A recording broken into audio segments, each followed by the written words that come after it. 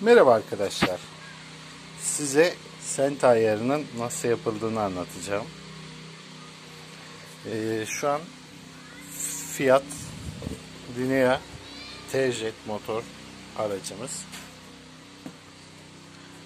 Aracımızın trigger ve devir daim kayışlarını şu an söktüm. Ama bu kayışları sökmeden önce ilk başta arabamızı güvenlik için şöyle güzelce bir takoz yardımıyla takozu alıyoruz. Daha sonra sağ ön lastiğimizi söküyoruz. Lastiği söktükten sonra davlumbaz ve alternatör motor kayış koruma kapağını söküyoruz. Daha sonradan burada bulunan motor kulağını sökeceğiz. Fakat motor kulağını sökmeden evvel arabamızı alt karterden böyle bir 5'e 10 yardımıyla veya 8'e 8 yardımıyla kirikoyla desteğe alıyoruz. Kirikoyla karter tarafından motoru desteğe aldıktan sonra trigger kayışımızı sökmeye başlıyoruz. Ama kayışı sökebilmek için öncelikle buradaki motor kulağını sökmemiz gerekiyor. Motor kulağını takozu aldıktan sonra motor kulağını söküyoruz. Buradaki koruma kapakları, plastik koruma kapakları var. Bu plastik koruma kapaklarını sökülmesi gerekiyor ve bunları söktükten sonra bir de altta da var. Söküyoruz ve kayış kasnak kısmına ulaşmış oluyoruz. Kapakları söktükten sonra benim aracım klimalı ve yağ soğutmalı olduğundan dolayı şuradaki yağ pompası ile bu taraftaki klima kasnak klima kayışlarını sökmemiz gerekecek. Klima kayışını şuradaki gergi rulmanının yardımıyla söküyoruz. Buraya 13 bir anahtar koyarak bastırdığımızda kayış kartısına sökebiliriz. Gevşetebiliriz ve bu sayede kayışı söküyoruz. Diğer taraftan yağ koruma yağ pompasını ise normalde alt kısımdan lokma takarak çevirerek, yani normal bu işte çocukken bisiklet zincirlerini nasıl söküp takıyorsak aynı o şekilde kasnaktan atlatarak, yani şuradaki kasnak ile alt krankta olan devir daim kasnağının atlatma yardımıyla kayışını söküyoruz.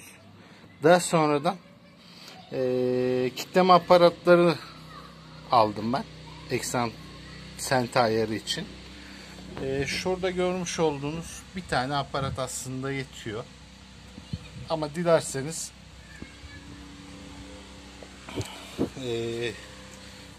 şurada olması lazımdı. Şu altta bulunan krank kasnağını da şu şekilde koyarak şuraya vidalayabilirsiniz. Ve bu sayede sistemi kilitlemiş olursunuz. Rulman kasnağın üzerinde işaretler de var. Ben de ayrıca işaretleri aldım kendime göre. Bu işaretlerle bakalım çalıştıracağız aracımızı. Ve Sent'e alacağız. Burada normalde buraya için de aparat alınması gerekiyordu ama ben basit bir çözümle aynı seviyede 2 tane elektrotu aldım. Motoru çevirdiğimizde bunların ikisi de aynı noktada olması gerekiyor. Birinci silindir ve ikinci silindir çalışma sıralamasına göre aynı sıraya alıyorsunuz. Şuradaki aparat ile de üst eksentrikte kitleme noktasını alıyorsunuz ve kilitliyorsunuz motoru. Durum bundan ibaret. Bakalım toplarken videonun devamını da çekeceğim sizlere. Şimdilik görüşmek üzere. Evet arkadaşlar. Birinci videomuzda size nasıl sökeceğimizi bahsetmiştim motorun. İkinci videomuzda da senta ayarının milimetrik olarak tam nasıl yapılacağını anlatacağım. Farklı motorların farklı ayarları, farklı seviyeleri oluyor. Ancak videonun başında da bahsettiğim üzere TCET fiyatın ayar kısmı şu şekilde. Şu gördüğünüz olduğunuz aparat aslında motorun pistonlarının ölü noktaya çıkartabilmemiz için kullandığımız bir aparat. Şöyle biraz yaklaşacağım kameraya doğru. Şurada gördüğünüz gibi 3 tane metrik 13 cıvatalı, yani o söktüğümüz kasnan cıvatalarının olacağı vida delikleri var. Yukarıda da yine trigger kayışının koruma kapağının olduğu bir vida var. Bunu bu şekilde bağlamamız lazım ki üst silindirler sabit kalsın. Ancak ayar kısmında alttaki krank kasnağının üzerinde şöyle bir çentik var, buraya girecek şekilde. Bu çentiği kasnağa denk getirip aynı şekilde bu aparatı motora sabitlediğinizde zaten otomatik olarak şu senta ayarları, pistonların üst ölü noktalarını bulmuş oluyoruz. Aynı zamanda eğer bu aparatınız yok ve manuel, hani yolda kaldınız, çok acil bir durum, usta bulamadınız, nasıl yapacaksınız? Ben en basitinden aynı ölçüde olmaları adına 2 tane elektrot aldım. Bildiğiniz kaynak elektrotu. Bu kaynak elektrotlarını bujileri sökerek pistonların deliklerine saldım. Ve bu şekilde kendimce ayar yaptım. Yapabildim. Bunların aynı hizada olduğu noktada pistonlar da aynı hizada, aynı seviyede demektir.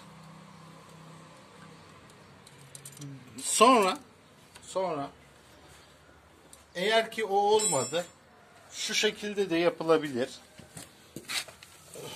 Şurada görmüş olduğunuz bir tane çentik var. Kasnağın üstünde şu çentik. Bu çentik şu dişlinin üzerinden şuraya da denk geldiğinde pistonların üst ölü noktasını bulmuşsunuz demektir arkadaşlar. Bu da ayrı bir ayarlama tekniği. Valve'lere geldiğimizde de subaplara, şu aparat olmadan maalesef subapların kapalı konumunu alamazsınız. Bu aparatta ben imalat yerinden almıştım, 35 lira civarında. Eğer ya ben bunu nereden bulacağım diyorsanız şöyle göstereyim.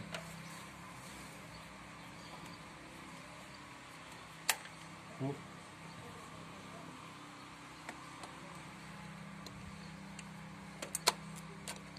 yaylı bir aparat.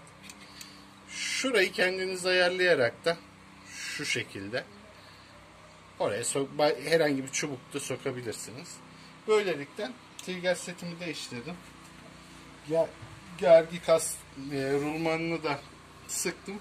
Ancak bu taraf biraz gevşek. Şu an çevireceğim motoru ve kayışın gerginliğini her tarafa yayılmasını sağlayacağım.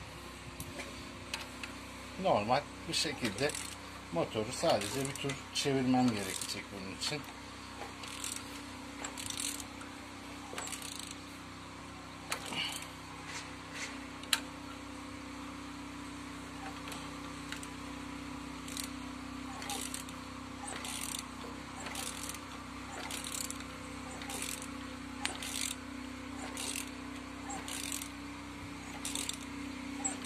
Çevirmeniz aynı zamanda kayışın kendi yerini bulmasını da sağlayacak. Az önce bu kayışın bir miktar böyle dışarıda olduğunu görüntüden gördünüz mü bilmiyorum ama biraz dışarıya kaçmıştı.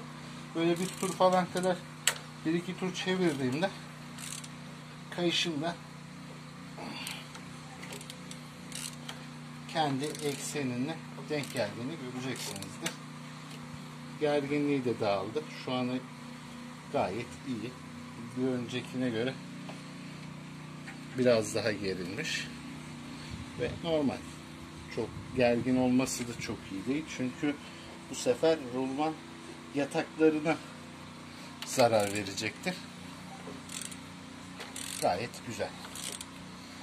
Söyleyeceklerim bu kadar arkadaşlar. Sonra motorumuzu toplayacağız. Eğer aklınıza takılan sorularınız olursa yorum kısmından yorum yapabilirsiniz. Dilimin döndüğünce, bilgimin yettiğince cevap veririm size. Görüşmek üzere.